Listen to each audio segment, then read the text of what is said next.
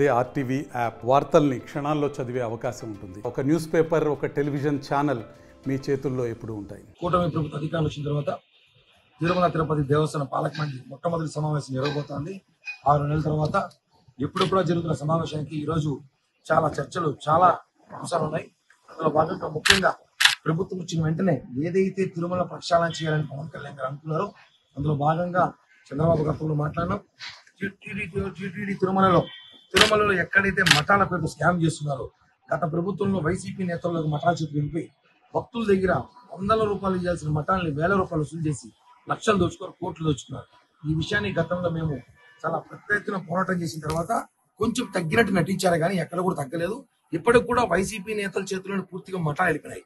స్వామీజీలకి, బాబాజీలకి మఠాలు ఇస్తే దాన్ని వైసీపీ నేతలు తీసుకొని సిండికేట్ అయిపోయి ఓ సామాన్య భక్తులు ఉండడానికి స్థలం లేదు, ఒక పెళ్లి చేసుకోవాలన్నా కుదరదు, 5 స్టార్ హోటల్ మించిన రేట్లు పెట్టేసి సిండికేట్ అయి భక్తుల దగ్గర నిలువ దోపిడీ చేస్తున్నారు. ఈ విషయాలన్నీ కూడా ఈ రోజు నూతన టీటీడీ చైర్మన్ గారి దృష్టికి తీసుకెళ్లాను. ఆయన సానుకూలంగా స్పందించారు. ఖచ్చితంగా బోర్డులో ఈ అంశం ఎత్తాము. ఏదైతే అక్రమంగా వసూలు చేసిన మఠాలు ఉన్నాయో, దౌర్జన్యంగా అక్రమ కట్టడాలు కట్టిన మఠాలు ఉన్నాయో అవన్నీ కూడా కూల్చేయాలి.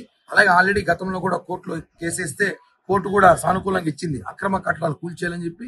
అదే విధంగా మఠాల పేరుతో ఎక్కడైతే డబ్బు వసూలు చేస్తారో, పెళ్లిళ్ల పేరుతో ఎక్కడైతే సిండికేట్ అయ్యి వసూలు చేసి భక్తులు దోచుకుంటారో అవన్నీ కూడా ఆయన దృష్టికి తీసుకెళ్లా. ఖచ్చితంగా బోర్డులో మాట్లాడి దానిపై చర్యలు తీసుకొని భక్తులకి న్యాయం చేసి భక్తులకి అన్ని విధాల సౌకర్యాలు ఏర్పాటు చేస్తామని చెప్పి కూడా హామీ ఇవ్వడం జరిగింది. మరిన్ని వీడియోస్ కోసం ఛానల్ ని సబ్స్క్రైబ్ చేయండి. లేటెస్ట్ అప్డేట్స్ కోసం వాట్సాప్ ఛానల్ ని ఫాలో అవ్వండి. అండ్ లింక్ డిస్క్రిప్షన్ లో ఉంది.